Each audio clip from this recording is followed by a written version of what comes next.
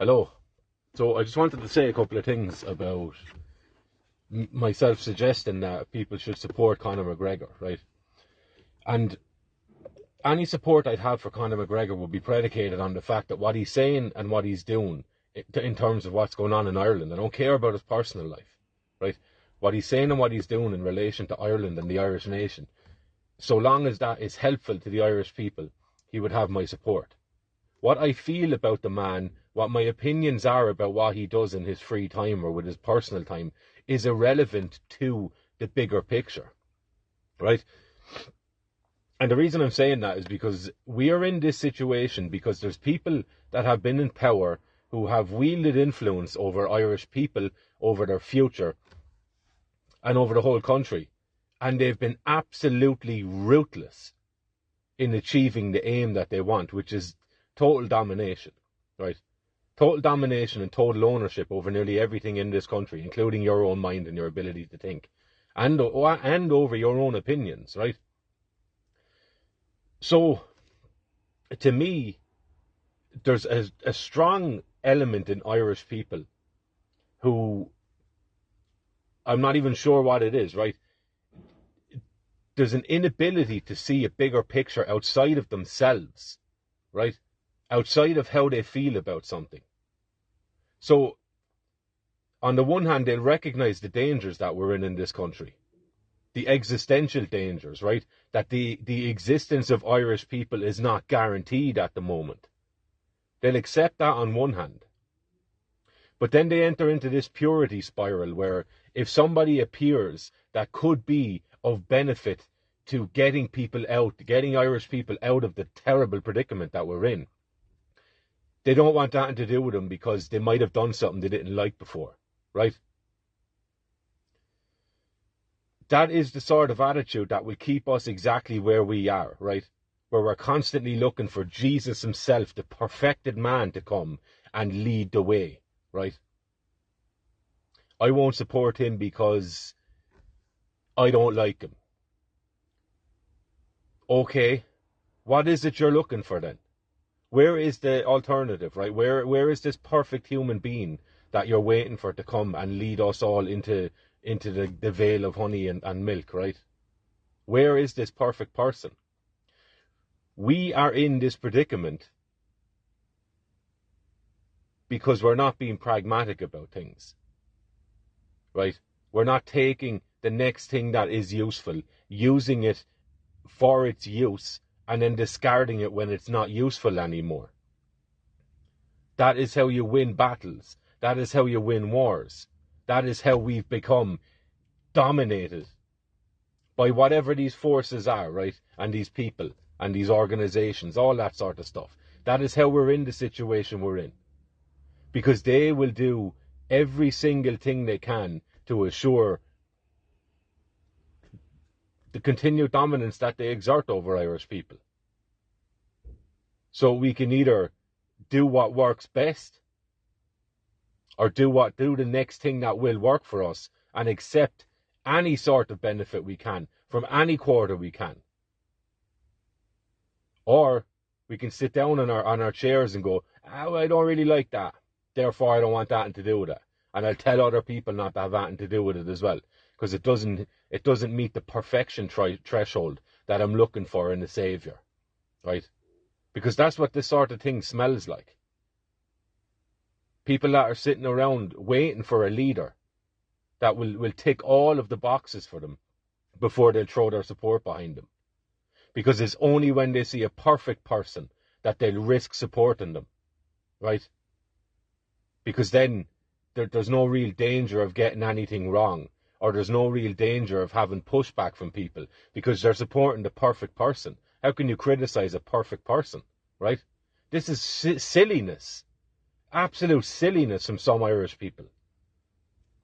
If you accept the danger and the predicament that we're in, that the very existence of Irish people in totality is in question, it's hanging in the balance, would you not accept any benefit against that, regardless of where it comes from?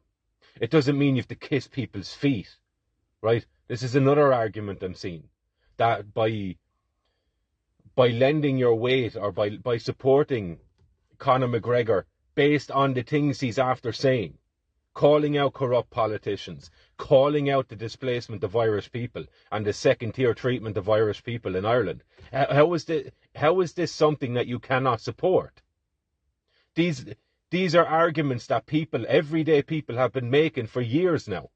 So when you have someone who has the global impact, the global presence, and the global influence that a Conor McGregor does, who's saying the same things, why would you not support that? Because you see, I've heard people saying, don't support him. We've had other people who've been working hard and trying to do the right thing and get into the places and positions of power to do the right thing. You can do both. You can do both. What that smells like to me is that someone is trying to find a leader. I'm not trying to find a leader. Right? I do my own thing. I will back people so long as their values are in line with mine, as far as I can see. And once they're not, I won't support it. Right? Because it won't get me closer to what I want, which is the ability for Irish people to feel safe, secure in their own home, in their own nation, and amongst their own people, and have the ability, the courage, the bravery, and the imagination again to engage with our own future and to determine our own self and to determine our own future. That's what I want. And I will take every single step along the way that I can to find that. If that means buddying up with people I don't see eye to eye with in some ways, but the overall aim is true, of course you'll do that.